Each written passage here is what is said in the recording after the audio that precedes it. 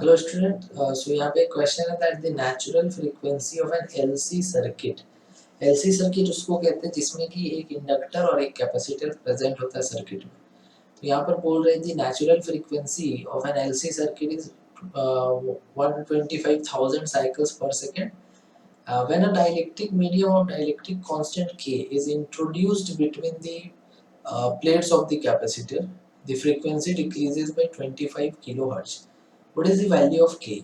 Okay, so देखो natural frequency जो भी एलसी सर्किट में होता है उसका फॉर्मूला F इक्वल टू होता है 1/2 pi root under L C, जहाँ पर L इंडक्टेंस और C कैपेसिटेंस। ये फ्रीक्वेंसी का फॉर्मूला है। अब जैसे देखो कि अगर शुरू में बात किया जाए तो उसका फ्रीक्वेंसी इनिशियल कितना है, इनिशियल फ्रीक्वेंसी है 125,000 साइकिल्स पर सेकंड, जिसको हर्ट्ज भी कहा जाता है।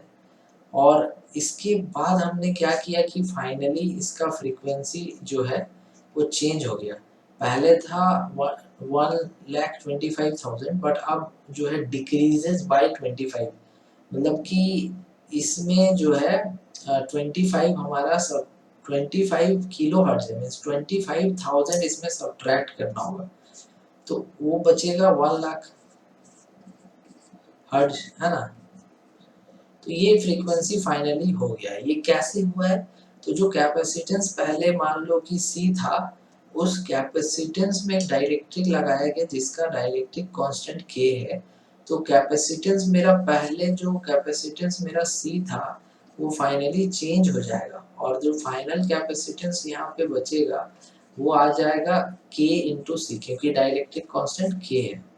लेकिन इंडक्टर पहले भी L है, बाद में भी L है, मतलब जो भी कांस्टेंट टर्म्स इस फॉर्मूला में हमारे पास है वो कांस्टेंट टर्म्स 2 पाई है, L है। ये फ्रीक्वेंसी चेंज हुआ है और C भी चेंज हुआ है। तो इसमें इस फॉर्मूला से हमें ये पता चल रहा है कि frequency is inversely proportional to 1 by root under C। बाकी सब कांस्टेंट है, इस वजह से दैट मीन्स कि हम लिख सकते हैं रेशियो में कि frequency 1 by frequency 2 equal to root under capacitance 2 by capacitance 1। Reciprocal का प्रोपोर्शनल इनवर्सली प्रोपोर्शनल था, इस वजह से फ्रीक्वेंसी 1 मतलब इनिशियल कितना है 1,25,000 और फाइनल फ्रीक्वेंसी कितना है 1 लाख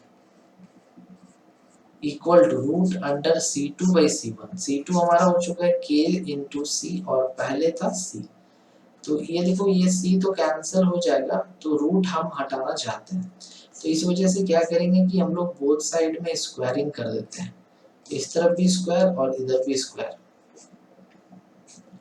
तो ये 1.25 का square equal to K, that means कि 1.25 होता है 125 जो होता है 1.25 जो होता है उसका स्क्वायर बहुत इजीली हम लोग लिख सकते हैं K इक्वल टू 1.56, है ना। तो K जो है यहाँ पे हमारा 1.56 होगा।